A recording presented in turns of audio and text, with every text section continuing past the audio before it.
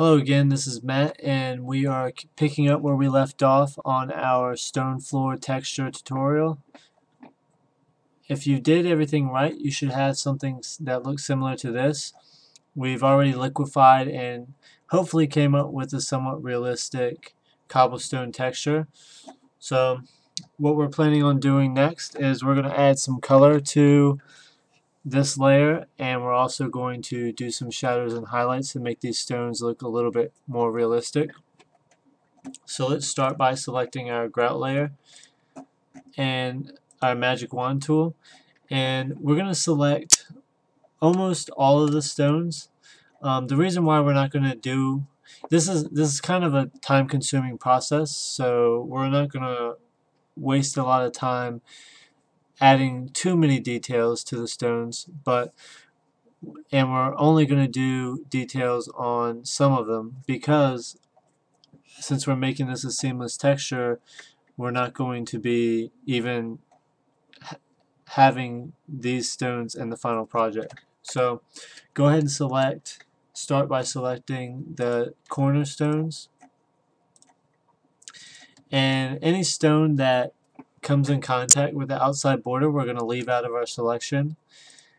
And so let's start by just going across the top row and selecting all the stones that do not intersect the outside border.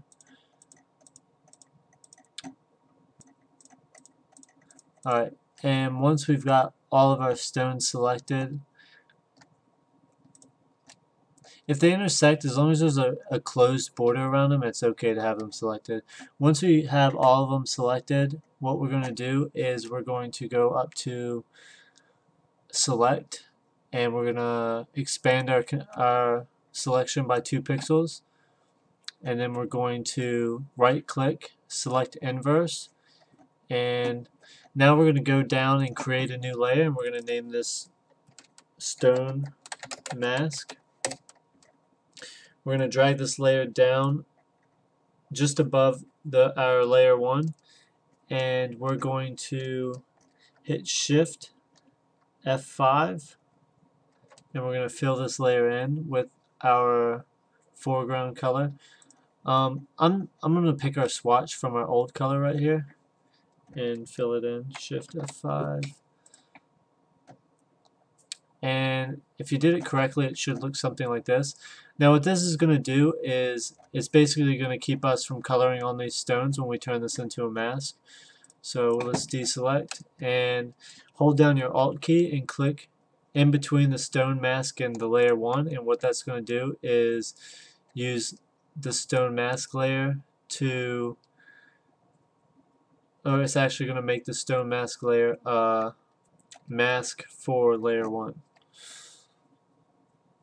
So just to demonstrate, I'm going to change our color here real quick, and I'm just going to pick a darker color, darker blue, and if I were to color on top of this layer, whoops, if I were to color on layer 1, we're not going to get any of our pin on the rest of the drawing. So that way we're only coloring the blocks that we're going to need to use. Alright, so once you finish that, let's make sure we have our layer 1 selected. I'm just going to name this stones. And let's start adding some highlights.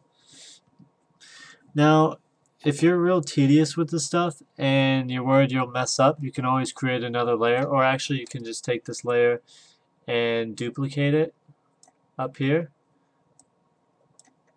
and you can take your mask layer and duplicate that as well, and basically what that'll do is protect you there again. And when you're on your this layer, you can rename this highlights, and it doesn't matter what you name this because we're not going to use that in the end. So to start making highlights, first off, let's just clear this layer out. So I'm just going to hit our magic wand, Control A, and delete. Then I'm going to pick a somewhat light color. I like to have a little bit of variation in my colors just to kind of make it pop out a little more. So I'm going to pick a white color like that, and I'm going to add this to my swatches so I can come back to it later.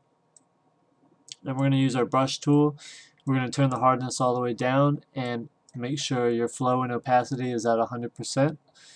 And what we're going to do is just start coloring in where we think our highlights would be. When you start doing this, it's a good idea to keep in mind where you want your light to be coming from. I always stick to the top left for highlights and the bottom right for shadows. So, and you can be a little bit sloppy here because we're going to touch this up, but basically let's just start adding some shadows or some highlights to this. And I think I want a little bit brighter of a color, so I'm going to turn this up a bit.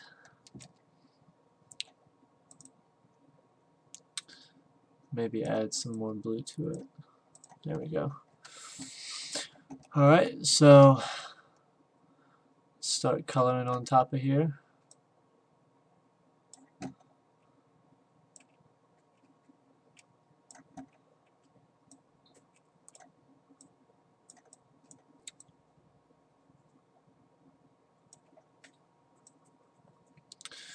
I'm going to go ahead and pause the video and finish all of these up, and then I'll return to you when I'm all done.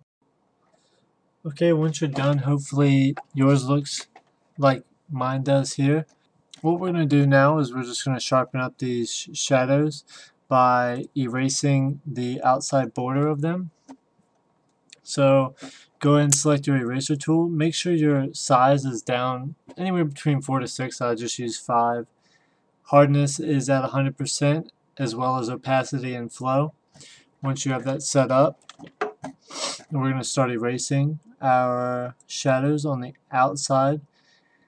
And I kind of just cut them a little bit inside, because what we'll do later is we'll add some shadows to our grout layer, so it kind of darkens this area up. And it's not really necessary to be super clean here because, again, since we're using rocks, it's not really going to be a perfect edge. And also, since we're trying to follow the cartoon style, they're going to be a little bit rounded and less linear. I'm just going to leave this going a little bit longer just so you can see a little bit of the technique that I'm using.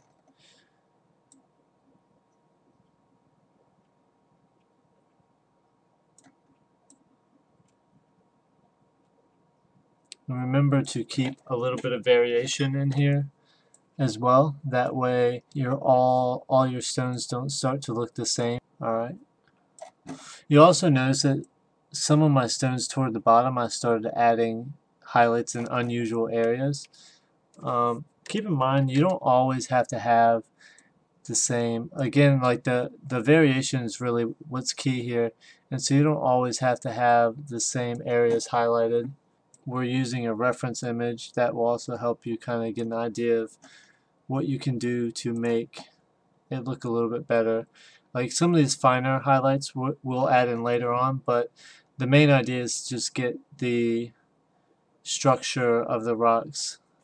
Get a picture in your mind of what you want the structure of the rocks to look like, so we can finish it up and clean it up later on. I think I want this one to be a little bit sharper.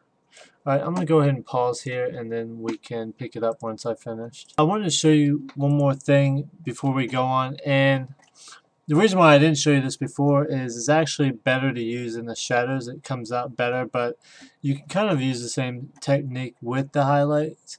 But I'm just going to draw real quick a extra line here, and we'll go ahead and erase just the hard edge of it. And with rocks, again, since they're going to be kind of bumpy, another thing you can do is just do multiple clicks here and cut in and out. And if you zoom in on some of the ones I've done, you can see where I just kind of clicked through and it gave it kind of a bumpy edge just to make it look a little bit more realistic. But once we're done, you should just have a little bit of extra definition to these. Now we're going to do the same thing, only we're going to add the highlights. So I'm just going to copy my highlights layer and rename our top layer shadows. And this I'm just going to name mask. Just clean it up a little bit. Okay, our shadows layer, what we're going to do is Control A, select all, and delete. And that way we don't have our highlights doubling up here. And again, we're going to, if you haven't done this already, you can add this to our swatches. I think I've already got it, but if you haven't, go ahead and add it. And let's pick a dark color for our shadows now. And make sure we're on our shadows layer. We're going to bring our brush up quite a bit this time, so it's a real thick brush. Hardness up to 90%. And just deselect. And what we're going to do is basically the opposite of what we did with our highlights. Is we're going to start to draw on the outside here our shadows. It's going to look really strange at first, but it will start looking a little bit better as we get further on. And I'm just going to kind of pick a less saturated color. And we're going to color around the outsides here.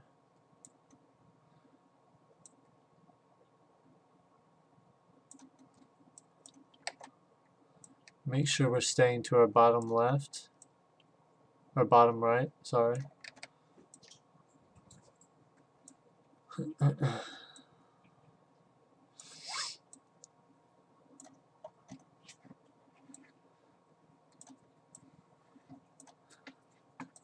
I'll show you real quick. I'm going to bring my brush down real small so we can add a little bit of shadows on some of our other features here.